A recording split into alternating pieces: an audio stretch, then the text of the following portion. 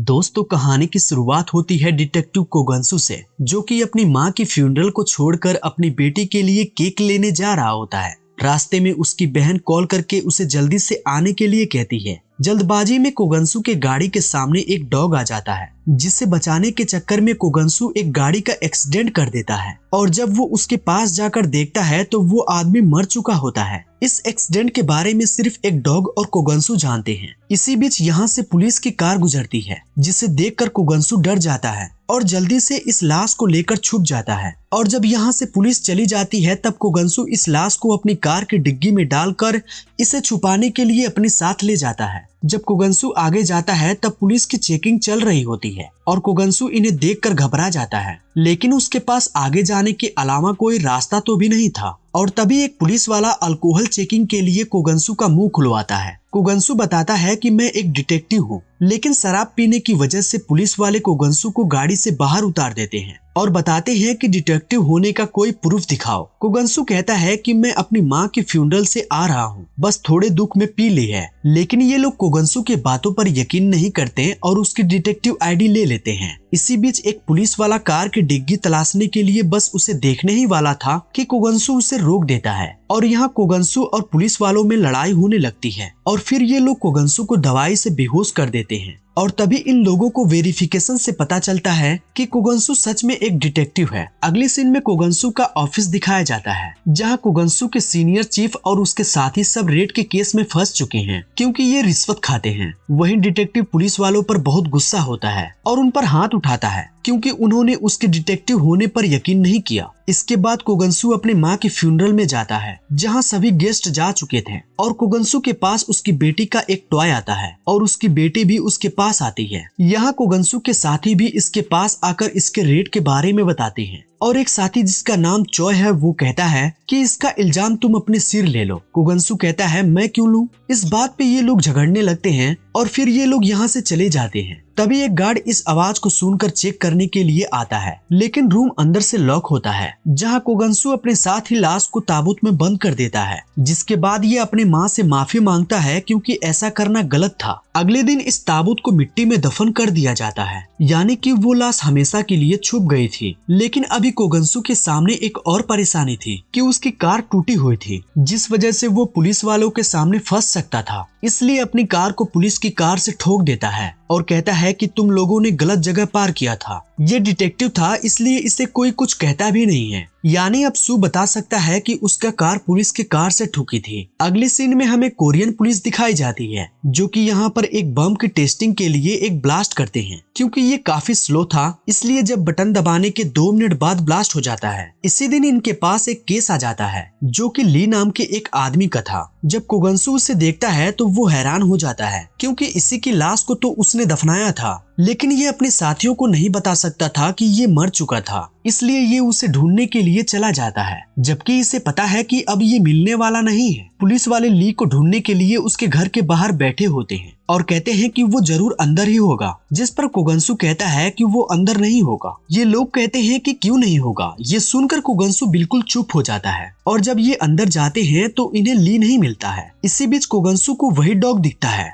जो कि एकलौता गवाह था उस एक्सीडेंट का। कोगंसू इस डॉग के पीछे चला जाता है और उसे वही रोड दिखती है जहां एक्सीडेंट हुआ था। यही ली का ठिकाना था। अब कोगंसू ली का एक्सीडेंट को याद कर ही रहा होता है कि एक इंस्पेक्टर यहाँ पर आ जाता है और कोगंसू को बताता है कि यहाँ पर एक एक्सीडेंट हुआ था। ये सुनकर कोगंसू पूछता है कि इसके बारे में किसने बताया, तो वो इंस्पेक्टर कहता है कि एक आदमी ने रिपोर्ट लिखवाया है कि कैसे उस आदमी की कार से एक्सीडेंट हुआ और फिर वो खूनी उसे कार में डालकर ले गया। ये सुनकर कोगंसू के होश ही उड़ जाते हैं और वो समझ जाता है कि किसी ने उसे देख लिया है और फिर उसकी नजर सीसीटीवी कैमरे पर पड़ती है, यानी कि वो सीन जरूर इस कैमरे में कैप्चर हुआ होगा। कोगंसू और उसके साथी उस कैमरे के फोटो चेक करते हैं। यहाँ कार का सिर्फ पिछला हिस्सा ही दिखाई देता है और इसका साथी नंबर प्लेट देखने की बहुत कोशिश करता है, पर कुछ भी साफ साफ नजर नहीं आता। लेकिन कोगंसू का एक साथी नंबर पहचान लेता है कि ये कोगंसू की कार है, लेकिन वो कोगंसू पर शक नहीं करता है। ये सब देखकर कोगंसू बहुत परेशान हो जाता है और अपने घर वापस आ जाता है, जहाँ इसकी बहन होती है और उसका हस्बैंड, जो कि पूरे ही दिन घर में ही रहता है और कुछ काम भी नहीं करता और अगले दिन जब सू ऑफिस में होता है तो उसके पास कोई इंसान बार बार कॉल करके पूछता है कि ली की बॉडी तुमने कहाँ छुपाई है। पहले तो सू को लगता है कि कोई उसके साथ मजाक कर रहा है, लेकिन फिर बाद में वो आदमी कहता है कि अगर तुम पुलिस वालों को इस बारे में बताते हो या तुमने मुझे परेशान किया तो मैं पुलिस वालों को सब कुछ सच बता दूंगा। ये सुनकर सू डर जाता है, लेकिन सू देखता है कि जो आदमी उसे ब्लैकमेल कर रहा है वो सामने एसटीडी में है, जिसे पकड़ने के लिए डिटेक्टिव सू उसके पीछे भागता है। पर इतनी देर में ये कार लेकर चला जाता है। डिटेक्टिव सू इस कार का पीछा करता है पर उसे पकड़ नहीं पाता। अब ये आदमी पुलिस के हेडक्वार्टर में जाता है और पुलिस का यूनिफॉर्म पहनकर बाहर आता है, यानी कि ये एक पुलिस इंस्पेक्टर है। तो फिर सू को ब्लैकमेल क्यों कर रहा है, अरेस्ट क्यों नहीं, इसका भी दोस्तों आगे पता चलेगा। इधर डिटेक्टिव कार में ही सो जाता है और इसका दोस्त चॉय इसे जगाता है और कहता है कि तुम्हारी कार तो एकदम नई लग रही है। इस पर सू कहता है कि मैंने तुम्हें बताया था ना कि मेरी कार पुलिस की कार से ठुक गई थी, इसलिए मैंने इससे रिपेयर करवाया। और जब सू कार में बैठा होता है तो वही आदमी यानी कि पार्क का कॉल आता है, जो सू से उस लाश के बारे में पूछता है। इस पर सू नहीं बता पाता कि लाश कहाँ छुपी हुई है। इधर पार्क डिटेक्टिव सू के पुलिस स्टेशन में आकर उसकी जम की धुलाई करता है और फिर बाद में उससे माफी मांगकर कहता है कि मैंने तुम्हें कोई और समझा। पार्क यहाँ आता रहता है और जो सू के चीफ हैं वो इसे अच्छी तरह से जानते हैं। पार्क बाथरूम में जाता है, जिसके पीछे सू भी चला जाता है और पार्क सू से उसी बॉडी के बारे में कहता है, जिस पर सू गुस्सा हो जाता है और पार्क के साथ मारपीट करने लगता है। लेकिन दोस्तों पार्क इसकी जम की धुलाई करता है, जिसे देखकर डिटेक्टिव सू समझ जाता है कि ये तो मुझसे भी ज्यादा ताकतवर है और पावरफुल है, इसलिए वो उसे बॉडी देने का फैसला करता है। इसके बाद सू उसी बॉडी के पास जाता है और उसे बाहर निकाल कर देखता है कि आखिर ऐसा क्या है। सू को पता चलता है कि ये एक्सीडेंट की वजह से नहीं मरा है, इसे तो 2 गोलियां लगी थी, यानी अगर टेस्ट भी होता है तो वो बच सकता था। सू को ली का फोन मिलता है, जिसे लेकर ली के घर जाता है और उसे चार्ज करने लगता है। यहाँ पर उसे एक डॉग दिखता है जो कि शुरुआत में था, ये ली का ही है। यहाँ सू को ली का पर्स मिलता है, जिसे चेक करने पर उसे कुछ खास नहीं मिलता। इसी बीच ली का फोन बजने लगता है। सू उसे उठाता है तो एक आदमी फोन पर कह रहा होता है कि तुम कहाँ पर हो। सू ये सुनकर कुछ जवाब नहीं देता है, इसलिए वो समझ जाता है कि ये ली नहीं है और कॉल को कट कर देता है। सू इस आदमी का लोकेशन निकलवाता है और उस जगह पर जाने लगता है। इधर चॉय के पास एक चालान की कॉपी आई है, जिसने ट्रैफिक रूल्स को तोड़ा था। जब वो कार के नंबर प्लेट को देखता है तो वो समझ जाता है कि ये डिटेक्टिव सू की कार है, जो कि 21 तारीख को ठुकी थी। लेकिन सू ने बताया था कि 2 दिन पहले ही एक पुलिस वाले के कार से ठुक गई थी। ये देखकर चॉय समझ जाता है कि वो एक्सीडेंट सू ने ही किया था। वहीं दूसरी तरफ सू उस लोकेशन पर पहुंच जाता है और उस आदमी को पकड़ने के लिए उसके पीछे भागता है और फिर उससे सब कुछ उगलवा लेता है। ये आदमी सू को बताता है कि पार्क, जो कि पुलिस वाला है, वो 2 नंबर का काम करता है। जैसे जब पुलिस के हाथ ड्रग्स लगते हैं तो गवर्नमेंट की तरफ से ऑर्डर होते हैं कि उन्हें बहाने के बाद दोबारा नीचे से एक नाली से पानी निकाल लेता है और इस पानी को बोतल में भरकर इस पानी को बार में इस्तेमाल करता है, जो कि खुद पार्क चलाता है। एक बार इस ड्रग्स को कोई ले लेता है ना दोस्तों, उसकी लत लग जाती है,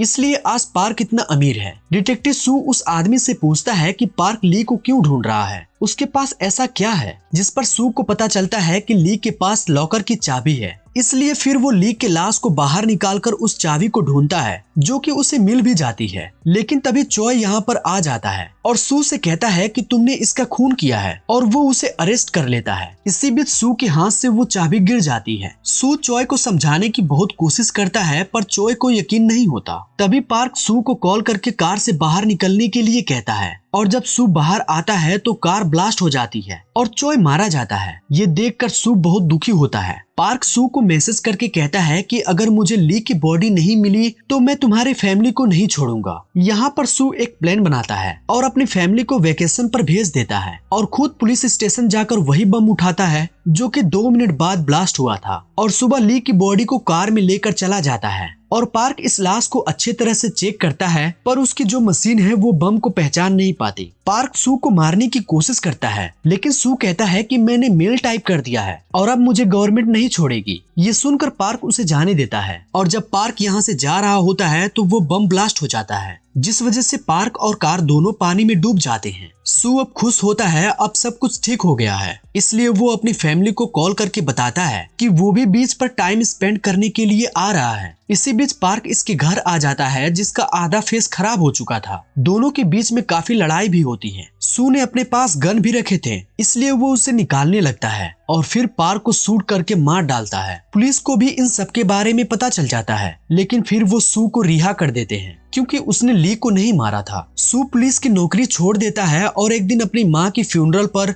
उनके कब्र के पास अपनी फैमिली के साथ जाता है। इसी बीच उसकी बेटी को जो लॉकर की चाबी थी वो यहाँ गिरी हुई थी वो मिल जाती है, जिसे लेकर सू एक माफिया के अड्डे पर जाता है। यही सब क्रिमिनल्स अपने पैसे छुपा कर रखते हैं। सू जब इस लॉकर को खोलता है तो यहाँ नोट ही नोट होते हैं जो कि पार्क के थे, लेकिन अब ये सारा पैसा सू का हो जाता है और ये कहानी यहीं पर खत्म होती है। दोस्तों, कैसी लगी कहानी हमें कमेंट करके जरूर बताएं और आपके अपने channel B for movie explainer को सब्सक्राइब करके बेल आइकन प्रेस करें, जिससे आने वाली मूवी एक्सप्लेनेशन वीडियो मिस ना हो। मिलते हैं अगले वीडियो में।